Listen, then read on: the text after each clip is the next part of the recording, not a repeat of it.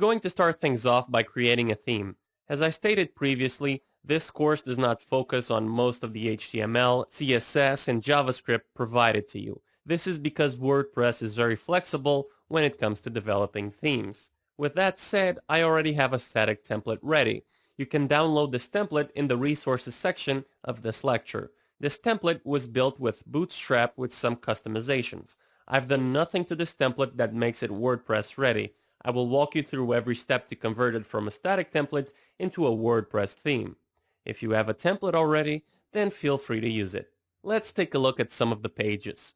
Let's open up the home page. We have our menu that contains our site name, menu items, and some social network icons. We also have this blog page, which will contain all of our posts and some pagination. This is a very simple and clean template, but don't let that fool you.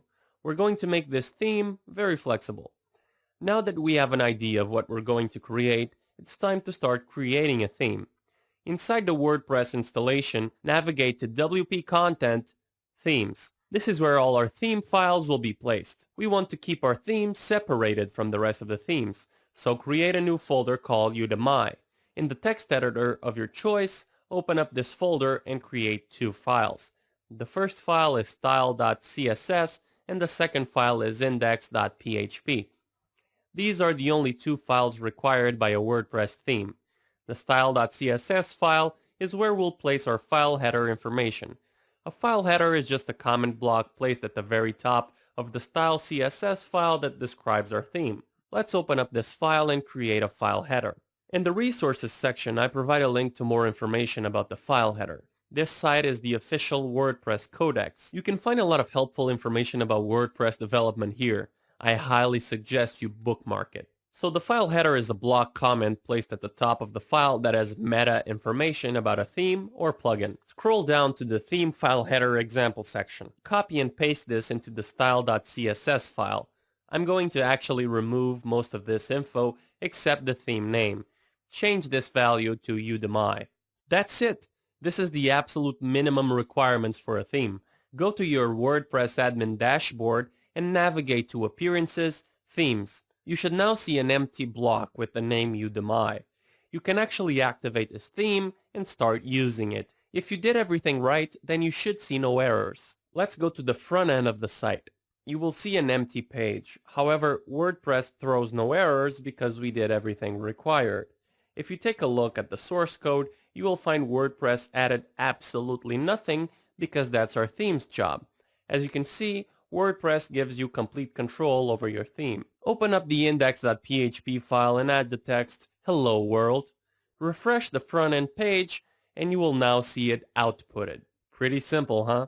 WordPress is very smart and will automatically load this file without us having to write any logic. The index.php file can be thought of as the default template for WordPress. There are various templates we can create, but we'll cover that later. Let's go back to the file header in the style.css file. I'm going to re-add the meta information we previously removed. Let's go over this one by one. The theme URI is a link where users can view where your theme can be found officially.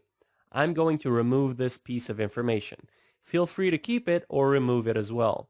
The author is the name of the creator of this theme. This can be your own personal name, or if you're on a team, then the name of your team. I'm going to set this to Jack. The author URI is the URL to your own personal site or a URL to your team's site. I'm going to set this to jascocoin.com as this is my personal site. The description is a brief summary about your theme. Let's set this to a simple Bootstrap WordPress theme. The version is the current version of this theme. Since this is a brand new theme, we'll be setting this to 1.0. You can use whatever version schema you want. WordPress doesn't force you to stick to a certain version schema. The license is simply the name of the license you'll be using. I'm going to leave this as is for now. We'll be going over licenses later in the course. The license URI is the URL to where the user can find more information about the theme's license. The tags is a comma-separated list of words that describe your theme. This piece of information is used by WordPress's theme repository to help users find your theme. If you plan on uploading your theme to wordpress.org, then setting this piece of information is important. Let's set this to Bootstrap responsive, flat, simple, mobile ready. The last property we can set is the text domain. The text domain is very important when it comes to translating our theme. You can think of the text domain as a unique ID for our translations. It's common practice to set the text domain to the same name as your folder. In our case, we're going to set it to Udemy. I promise you we'll be going more over what the text domain does and its role in WordPress development. For now, just know if you want to make your themes or plugins translate ready, then set the text domain to something unique. There's also this small bit of text. You do not have to add this bit of information. Authors usually use this space to add in more info about the theme, such as license info or developer notes. WordPress will not bother scanning this part of the file, so you don't have to worry about it. I'm going to remove this bit. Let's go back to the themes admin page and you will now see some of our information displayed. As you can tell so far, WordPress handles a lot for us. If you'd like to know more about file headers, then I highly suggest you read the codex page I provided earlier. There's one last thing I want to do before I end this lecture. While not required, WordPress will search for a file called screenshot.png. This file is basically a screenshot of your theme that will be displayed in the admin side of WordPress. In the resources section, I provide a screenshot you can use for our theme. Upload it to the theme directory and you can now refresh the themes admin page. You will now see our screenshot being displayed. You can create your own screenshot if you'd like. The recommended size for a screenshot is 880 pixels by 660 pixels.